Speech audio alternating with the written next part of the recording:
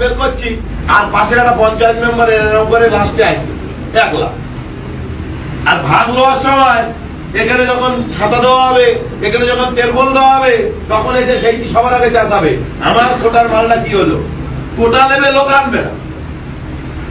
আর যারা খাটছে তাদের সম্মান দেওয়া হয় না। আমি বারবার বলেছি, পঞ্চায়েত প্রধানকে আমি বলেছি, নেতৃত্বকে বলেছি, যারা লোকজন আনে না তাদের সরাসরি বুথ সভাপতির হাতে মাল দিতে হবে। সেই পঞ্চায়েত মেম্বারের কোনো মাল দেওয়ার দরকার নেই।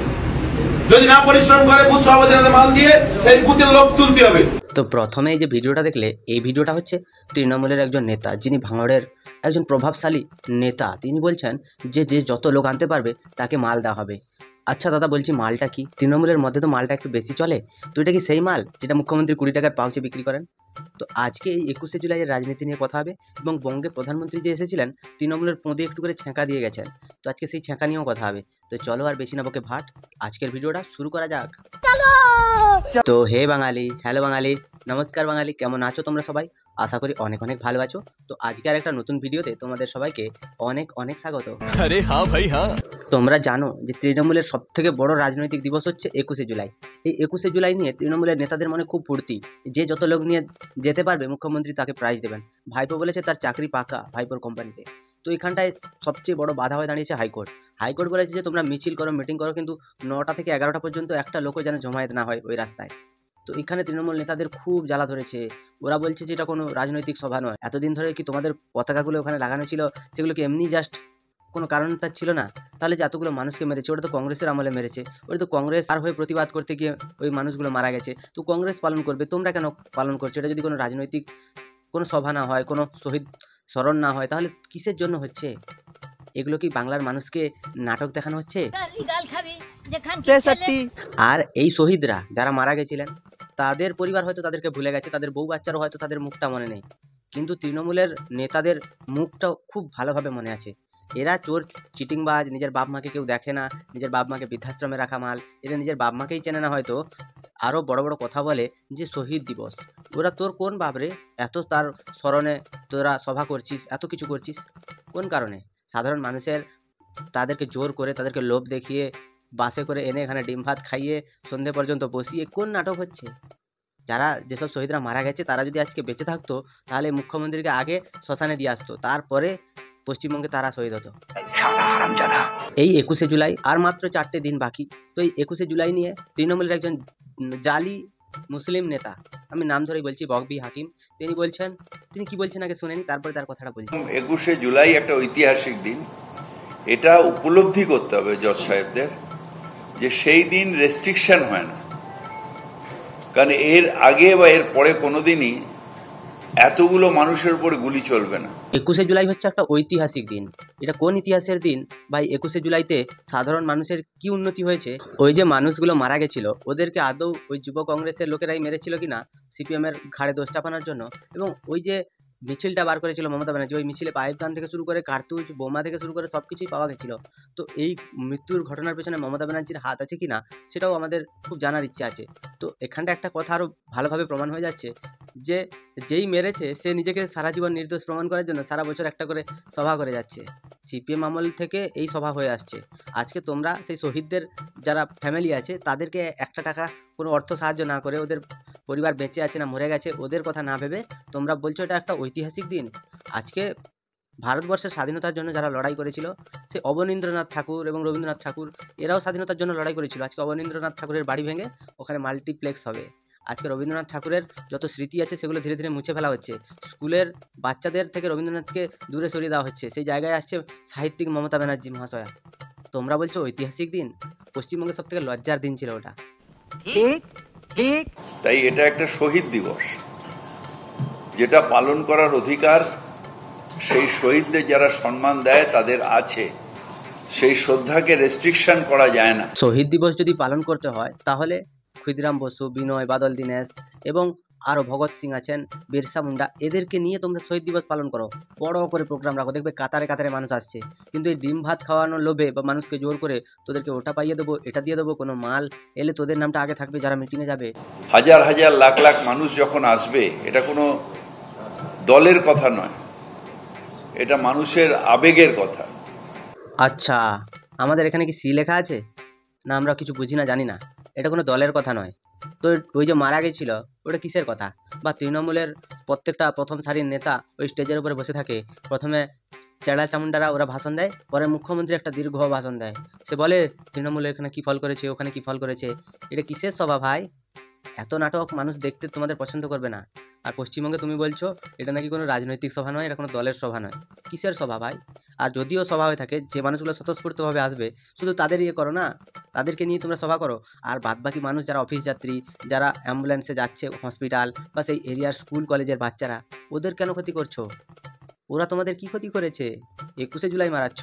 এই 21শে জুলাইতে কটা মানুষ যায় স্বইচ্ছায়, বা কটা মানুষ জানে ওই 21শে জুলাই সম্পর্কে? যে শ্রদ্ধা জানাতে আসবে তাকে আমি রেস্ট্রিকশন কোন পুলিশ করতে পারবে, কোন কোর্ট করতে পারবে?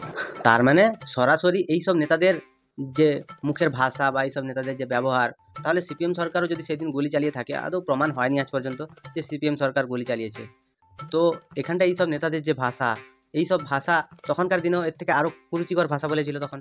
এখন ক্ষমতায় থেকে যদি এইরকম ভাষা বলে, একজন পদমর্যাদাকারী আধিকারিক হয়ে যদি এইরকম ভাষা বলে, তাহলে তাহলে সে কত আরও উগ্রপন্থী ভাষা বলেছে, যে পুলিশ আটকাতে পারবে না। কী এমন সভা হবে যেখানে পুলিশ আটকাতে পারবে না মানুষজনকে? কত লক্ষ লোক হবে, মানুষকে আটকাতে পারবে না পুলিশ? তাহলে পশ্চিমবঙ্গে সব মানুষ মিলে যদি কোনো বিক্ষোভ করে, পুলিশের তো কিছু করার নেই। তো পুলিশ রেখে কী লাভ? পুলিশ মন্ত্রীর পদ নিয়ে মুখ্যমন্ত্রী বসে আছে, ও পদ ছেড়ে দিতে বলো না। এত কিছু হচ্ছে, সবাই পদত্যাগ দাবি করছে, তিনি চেয়ার ছাড়নেওয়ালা নেই। হ্যাঁ, কত পাতেলা। এই 21শে জুলাই নিয়ে এত যে বিধিনিষেধ হয়েছে, যখন দেখবে এই 21শে জুলাইটা কোনো একটা কারণে যদি বন্ধ হয়ে যায়, তাহলে এখানে বলবে যে ওই বিচারপতি যিনি তীর্থঙ্কর রায়, তিনি যে তার যে রায়টা দিয়েছেন, সেই রায়টা বলবে ওরা বিজেপির দলের হয়ে কাজ করছে। যদি সব বিচারপতি বিজেপি দলের হয়ে কাজ করছে, দেশে কি আর আইন কানুন ব্যবস্থা কিছুই নেই? ঠিকই শুনছো, ভুল কিছু শোনো। দেখো, নরেন্দ্র মোদী তিনি এসেছিলেন পশ্চিমবঙ্গে, তো তিনি পশ্চিমবঙ্গে আসার পরে তৃণমূলের বিভিন্নভাবে বিজ্ঞ বিচিরা আছেন, তারা বিভিন্ন জায়গায় ছড়িয়ে ছিটিয়ে আছেন। তো যেদিনকে প্রধানমন্ত্রী আসবেন, তার পরে এইসব বিজ্ঞ বিচিরা বেরিয়ে পড়ে যে প্রধানমন্ত্রী কোন কথাটা ভুল, কোনটা ঠিক বলেছেন। আরে তোদের অকাদ নেই রে তার সম্পর্কে কোনো কথা বলা। একটা মানুষ যাকে পৃথিবীর বেশিরভাগ দেশ সম্মান করে, যাকে পৃথিবীর বেশিরভাগ দেশ নেতা বলে, তোদের কি অকাদ আছে? চুরি করে জেল খাটা সব সাংবাদিক, তোরা আসছিস মুখ্যমন্ত্রীর চটি চাটা মাল, তোরা যাবি প্রধানমন্ত্রীর কথার সমালোচনা করতে? তোদের যোগ্যতা আছে? জেল খাটা মাল সব। তো চলো এই জেল খাটা মালটা কি বলছে একটু শুনে নি। নিয়ে কি বলার আছে, উনি কি অ্যাকচুয়ালি কতটা মিথ্যাচার করলেন, সত্যের অপলাপ করলেন। প্রধানমন্ত্রীর পদ মিথ্যাচার বলতেও তো রুচিতে বাজছে। একদম প্রধানমন্ত্রী মিথ্যাচার করছে, এবং কুণালবাবু একজন সৎ মানুষ, যিনি তার সততা প্রমাণ করার জন্য প্রিজন ভ্যানের সামনে বলেছিলেন যে মুখ্যমন্ত্রী হচ্ছে পশ্চিমবঙ্গের সব থেকে বড় সারদার চোর। ওই সারদা কাণ্ড যে হয়েছিল, ওই সারদা যে কোম্পানিটা ছিল, সেই কোম্পানির সমস্ত রকম সুযোগ সুবিধা মুখ্যমন্ত্রী মমতা ব্যানার্জি নিয়েছে। তিনি যে বলেছিলেন সেটা মিথ্যাচার নয়, সেটা সত্যচার। তাহলে আজকে প্রমাণ হয়ে গেল মমতা ব্যানার্জি তুমি কত বড় চোর। কুণাল ঘোষ যিনি জেল খেটে এসেছেন, তিনি একজন এখন বড় মাপের মুখপাত্র হয়ে গেছেন। তৃণমূল দলের যত মুখপাত্র আছে সব জেল খাটা দাগি আসামি, যাদের নামে 4-5টা করে কেস আছে, তারা আসছে যে বিজেপি সিপিএম উত্তরপ্রদেশে কী হলো, গুজরাটে কী হলো, এইসব নিয়ে ওরা কথা বলতে আসে। ওদের নিজেদের বলার কোনো ভাষা নেই বা কোনো কথা নেই, ওরা খালি খবর দেখে আর মুখপাত্রগিরি করতে চলে আসে। মাদারের বাচ্চা। কিন্তু মিথ্যাচার হয়েছে। উনি কথা বলছেন বড় বড়, খালি হাতে এসছেন কেন? বাংলার 1,70,000 কোটি টাকার বেশি বকেয়া দেন না, যেটা দৃশ্যমান বকেয়া সেটা উনি দেন না। এরা বলতে চাইছে যে বাংলার দৃশ্যমান যে বকেয়া আছে সেগুলো মিটিয়ে দিক, এতে চুরি করে খেতে সুবিধা হবে। তার কারণ হচ্ছে কেন্দ্র সরকার বলেই দিয়েছে যে যতদিন না পর্যন্ত রাজ্য সরকার সঠিক হিসাব দিতে পারবে, ততদিন পর্যন্ত সব রকম যত সাহায্য আছে সব বন্ধ থাকবে। তো পশ্চিমবঙ্গের মুখ্যমন্ত্রী আজ পর্যন্ত হিসাব দিতে পারলেন না, তাই তিনি টাকা পাননি। সেরকম করে পশ্চিমবঙ্গের মুখ্যমন্ত্রী তিনি সদ্য চাকরি হারা যে শিক্ষকেরা আছেন, যখন 2009 সাল থেকে কেস চলছে, সেই কেসে তিনি যোগ্য অযোগ্যের তালিকাও দিতে পারলেন না। তিনি কোনো কিছুতেই কোনো হিসাব দিতে পারেন না। আর তিনি কিছু জানেন না, কিছু শোনেননি, তাকে জানানো হয়নি, তিনি বোঝেনি না কি হচ্ছে না হচ্ছে। তো সেই জন্য একটা কথা কুণালবাবুকে বলি যে আজ পর্যন্ত তো 100 দিনের কাজের টাকা গভর্নমেন্ট দিচ্ছিল। গভর্নমেন্ট যদি চায় তোমাদের সব নেতাকে জেলে বসিয়ে দিতে পারে, শুধু করছে না কেন জানো? তোমাদের ঘরে বউ বাচ্চার কথা ভেবে। দেখো, তোমরা যদি জেলে চলে যাও, তোমাদের বউ বাচ্চা তো অন্য লোকের সাথে পালাবে, কারণ দেশে টোটোওয়ালার অভাব নেই। আমফানের সময় যখন প্রধানমন্ত্রী এসেছিলেন, তখন তিনি একটা অর্থ সাহায্যের কথা ঘোষণা করেছিলেন, এবং সেই অর্থ সাহায্য থেকে পশ্চিমবঙ্গের মুখ্যমন্ত্রী মমতা ব্যানার্জি সেই অর্থ নিয়ে তার ভোটের কাজে লাগিয়েছে, এবং এই যে ভাতার রাজনীতিতে লাগিয়েছে। সেই টাকা নিয়ে পশ্চিমবঙ্গের মানুষের কোনো দুঃখ দুর্দশায় তার সাথ দেয়নি। তো এই মুখ্যমন্ত্রীকে আরও টাকা দেবে, কেন্দ্র সরকার দিলে ইনি ভাতা চালাবেন। তিনি যেই সব পরিযায়ী শ্রমিকরা বাইরে গিয়ে কাজ করতে গিয়ে মারা যাচ্ছে তাদের ফ্যামিলিকে 10 লাখ করে দেবেন, যে দাঙ্গা করে মরছে তার ফ্যামিলিকে 10 লাখ দেবেন। এইসব করার জন্য সাধারণ মানুষের টাকা দেবে তোমায়?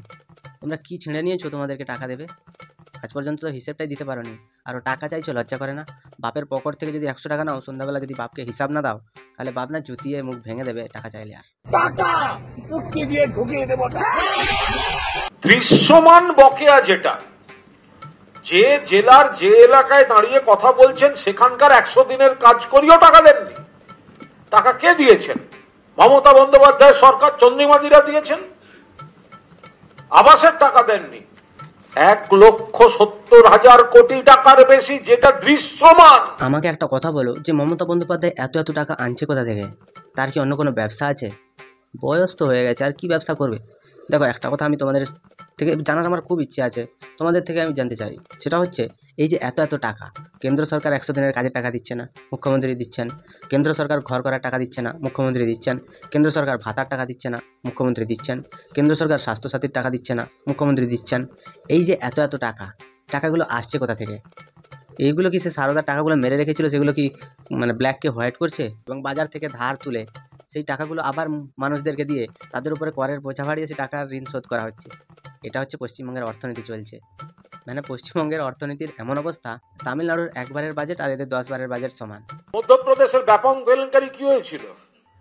কেন্দ্রীয় সরকারের যে পরপর পরীক্ষাগুলোতে কেলেঙ্কারি চলছে, তার কৈফিয়ত কে দেবে? আগে মুখ্যমন্ত্রী কৈফিয়ত দিক যে তামান্না কেন মারা গেল, আগে মুখ্যমন্ত্রী কৈফিয়ত দিক যে অভয়া কেন মারা গেল, আগে মুখ্যমন্ত্রী কৈফিয়ত দিক যেই মানুষটা ভাঙড়ে মারা গেছে তোমাদেরই দলের নেতা, সে কেন মারা গেল। আগে মুখ্যমন্ত্রী কৈফিয়ত দিক মালদা মুর্শিদাবাদের দাঙ্গা কেন হলো। আগে মুখ্যমন্ত্রী কৈফিয়ত দিক যে 100 দিনের কাজের টাকা কেন চুরি করেছে। আগে মুখ্যমন্ত্রী কৈফিয়ত দিক যে পশ্চিমবঙ্গের মানুষের সাথে এত ছলনা কেন করছে, পশ্চিমবঙ্গের মানুষকে এত গরিব করে রাখার তার উদ্দেশ্যটা কেন। আগে মুখ্যমন্ত্রী এই জবাবগুলো দিক, তারপরে অন্য কেলেঙ্কারির জবাব দিতে। 21শে জুলাই অন্য কোনো রাজনৈতিক কর্মসূচির সঙ্গে মিলিয়ে দেখা যায় না, যেতে পারে না। বাংলার বুকে সবচেয়ে বড় রাজনৈতিক পরিকল্পিত রাষ্ট্রীয় গণহত্যা হচ্ছে 21শে জুলাই 1993 সাল। কোর্টের যদি মনে হয় রাস্তাঘাট শুধু কোর্টের দিকে যাতায়াতের জন্য খোলা হতে পারে, কারোর কি মনে হয়, তো তাহলে অন্য দল যখন মিছিল মিটিং করবে, কে নবান্ন অভিযান ডাকছে, কে অমুক ডাকছে, সেগুলো কোর্ট দেখতে পাচ্ছেন না। ওরে তৃণমূলের চোর চিটিং বাজ বেজন্মা সব, যখন নবান্ন চলো অভিযান হয়েছিল, সেই নবান্ন চলো অভিযান করেছিল শিক্ষকেরা, যাদের টাকা তোরা খেয়ে বসে আছিস, যাদের টাকা খেয়ে তোদের গলায় কাঁটা আটকে গেছে, সেই শিক্ষকেরা নবান্ন অভিযান করেছে। তোরা এমন মানসিকতার লোক যে তাদেরকেও টানতে ছাড়িস না। কি ধরনের মানসিকতা তোদের সবার, মানতেই হবে। তোমাদের কি মতামত তোমরা কমেন্টে জানাও। যদি ভিডিওটা ভালো লাগে তাহলে লাইক করো, কমেন্ট করো, শেয়ার করো, সাবস্ক্রাইব করো, পাশে থাকা বেল আইকনটা প্রেস করতে একদম ভুলবে না। সবাই ভালো থেকো, সুস্থ থেকো, সাবধানে থেকো, আর দেখতে থাকো বাংলার কোণে ঘর।